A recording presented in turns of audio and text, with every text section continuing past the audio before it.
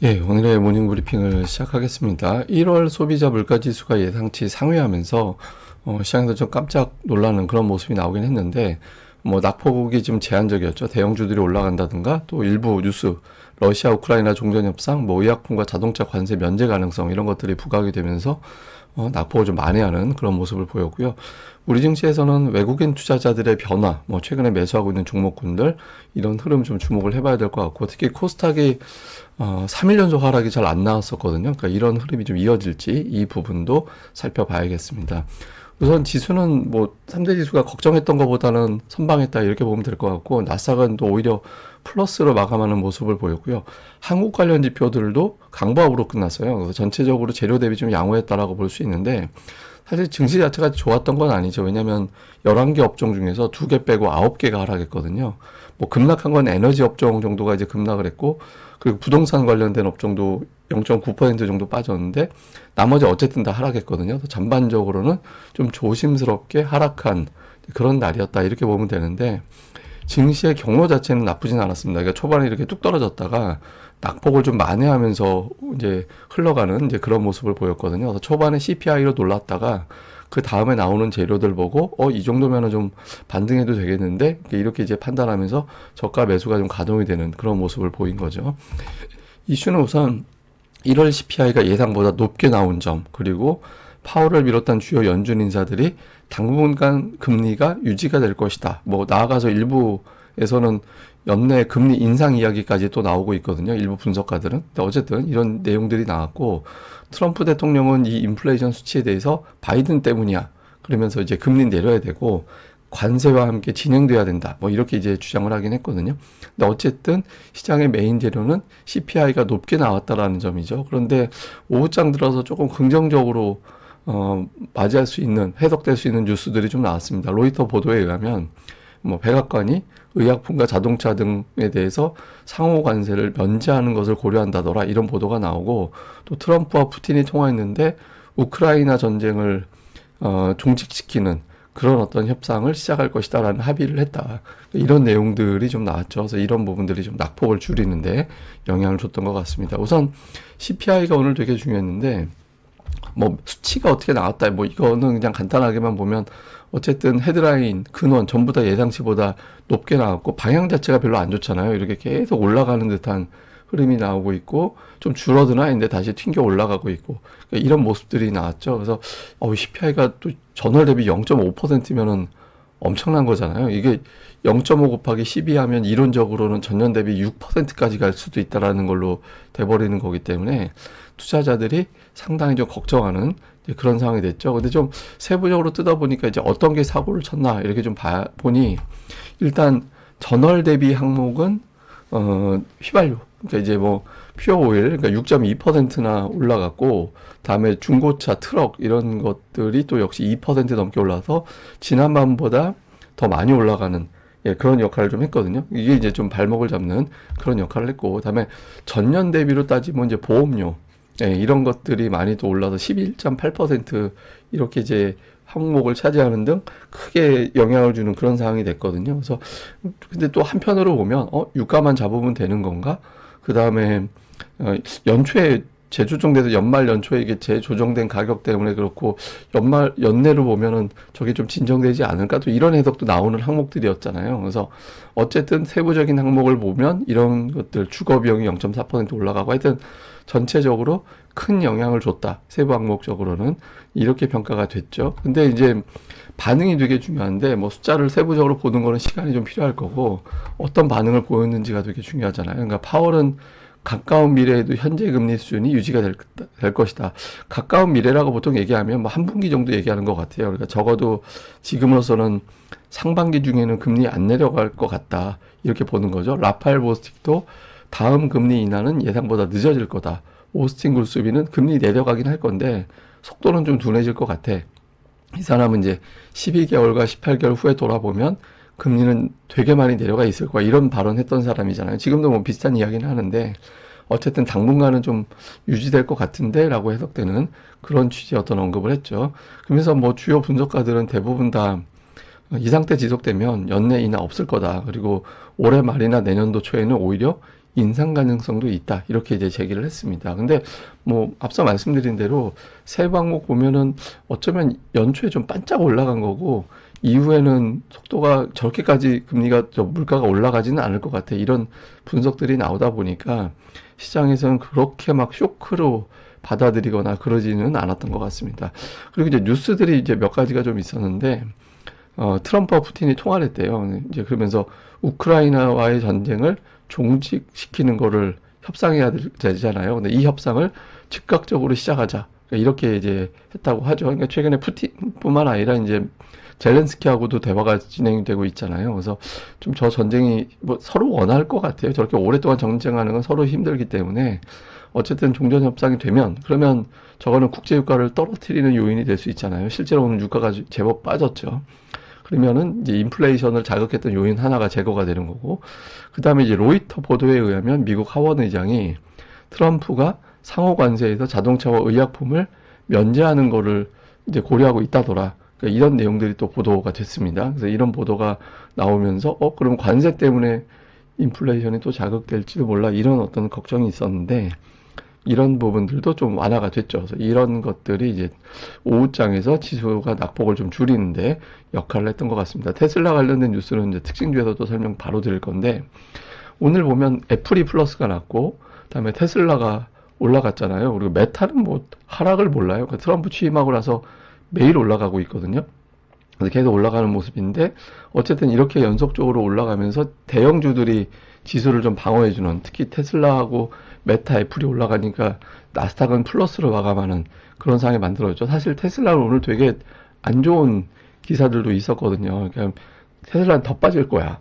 그러니까 이런 어떤 내용들의 기사도 있었거든요. 근데 그럼에도 불구하고 오늘 뭐 모건 스탠리라든가 일부에서 $400대 중반 정도 되는 목표주까지 제시하는 보고서가 나왔고, 새로운 어떤 자동차에 대한 출시 계획 이런 것들이 부각이 되면서 테슬라 주가가 이제 올랐고, 이게 이제 방어를 했고요. 그다음에 특징주로는 오늘 상당히 대부분 다 뭐 제약주, 헬스케어주 이런 종목군들이 많이 차지하고 있잖아요. 길리아드 사이언스의 실적이 잘 나오고 배당금 많이 줄게.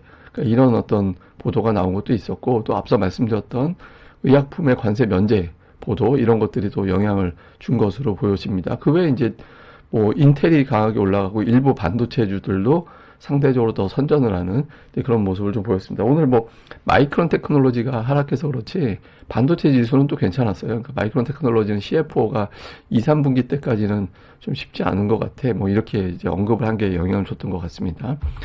이건 뭐 나중에 보여드리고, 뭐 원래 요일별 미증시 움직임 보여드리려고 했는데 이건 나중에 보여드리겠습니다.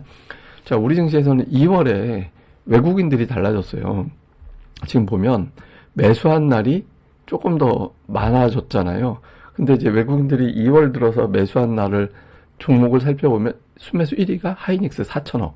다음에 삼성전자는 저 아래 이제 요 아래 내려가 있는 그런 매도에 들어가 있잖아요. 외국인들 같은 경우는 1,900억 정도. 근데 여기서 우리가 봐야 되는 게 2월 3일을 특수한 날로 빼야 돼요. 2월 3일은 뭐였냐면 그때 당시에 딥시크 부각이 되면서 그 충격에 매도가 엄청나게 쏟아져 나오면서 그때 뭐 삼성전자, 뭐 SK하이닉스 이런 종목군들은 뭐 거의 투매 가까운 매도가 쏟아져 나왔었잖아요.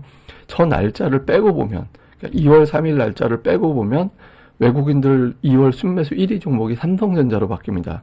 거의 5천억 정도 매수로 들어오고 있고, 하이닉스가 3,800억 매수로 잡혀있는 그런 상황이 되는 거거든요. 그래서 지금 2월 들어서 외국인들은 현재까지로는 보시다시피 전기전자, 그러니까 삼성전자, SK하이닉스, 네이버, 카카오, 다음에 방산, 조선주, 그러니까 이런 것들을 매수하고 있다. 2월 들어서 외국인들은 이 종목군들을 매수하고 있는데 이게 계속해서 일관성이 있을 거냐, 이게 이제 관전 포인트가 되는 거고, 특히 삼성전자 같은 경우는 뭐 지수 대비 굉장히 이제 못난 그런 움직임이 나왔었잖아요. 근데 최근 들어서 보면 지수보다 나아요. 왜냐하면 이제 지수 보시면 1월 말에 어떤 고점 부근에 있는데 삼성전자는 이미 1월 말 고점을 넘겨버린 그런 상태가 되고 있거든요. 그러니까 모처럼 기존에는 삼성전자가 지수의 발목을 잡는 역할을 했다면 지금은 삼성전자가 지수를 이제 버티게 만드는 그런 상황으로 가고 있죠. 물론 이건 뭐 이래 봐야 뭐 그냥 도토리 키재기 수준이다라고 볼 수도 있는데,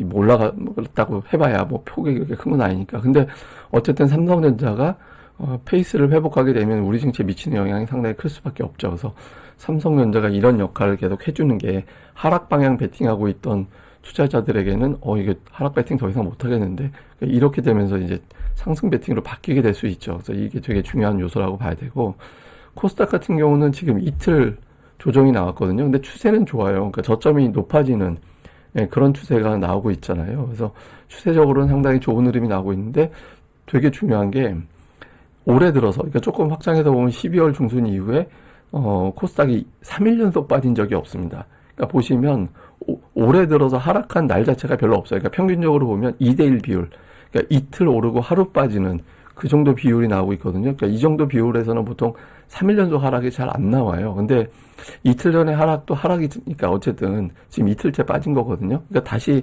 저 추세선 하단까지 한번 내려갔다 오더라도 이런 패턴을 과연 만들어낼 수 있을 거냐. 그러니까 오늘장에서 플러스를 만들면서 기존의 패턴을 이제 유지할 거냐. 이것도 되게 중요합니다. 왜냐면 이게 무너지게 되면 시장은 조금 변동성이 커지는 그런 상황으로 갈 수도 있게 되거든요. 그래서 어쨌든 뭐 요런 어떤 흐름이 계속해서 반복이 되는지도 관찰을 해봐야겠습니다. 우선 CPI도 부담돼. 오늘 10년물 국채금리 4.63%까지 올랐습니다. 제가 이번 주 어제와 오늘 같은 경우는 미국의 대규모 국채 발행이 있어서 금리가 좀 자극될 수 있다. 근데 이제 내일 새벽에는 국채 발행 규모가 쭉 떨어지거든요. 그래서 이제 이런 영향을 좀 덜 받을 것 같긴 한데, 어쨌든 당장 오늘은 CPI도 부담되고 금리도 부담되고 여기서 이제 외국인들이 반응을 할 거냐, 이게 되게 중요하죠. 그래서 뭐 이 테스트가 될 것 같고요.